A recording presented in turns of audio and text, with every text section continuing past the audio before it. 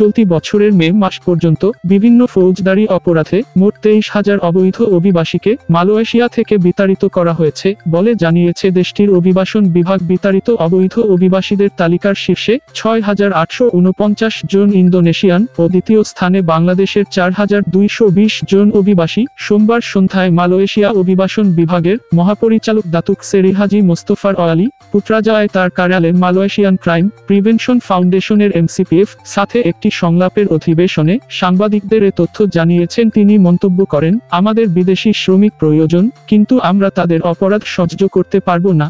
তারা তাদের ভিসা পাসের শর্তাবলী লঙ্ঘন করে, এখানে অনেক অনৈতিক ক্রিয়াকলাপে জড়িত হয়ে। এছাড়াও উক্ত অধিবেশনে উপস্থিত ছিলেন MCPF এর ভাইস চেয়ারম্যান তান শ্রী লি লামথাই। বিতাড়িত এসব ব্যক্তিরা পতিতাপ্রিয়ই কালো টাকা, ঘুষ, খুন, চুরি এবং অপহরণ ইত্যাদি অপরাধের সাথে সম্পৃক্ত ছিল বলে উল্লেখ করেছেন মোস্তফার আলী।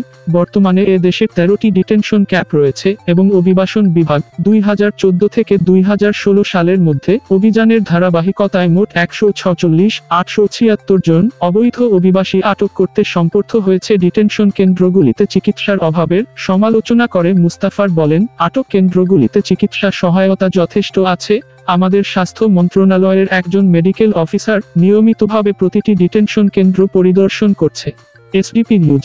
সকল আপডেট পেতে ভিডিওর নিচে লাল লেখা সাবস্ক্রাইবের উপর ক্লিক করে আমাদের সাথে থাকুন। SDP news.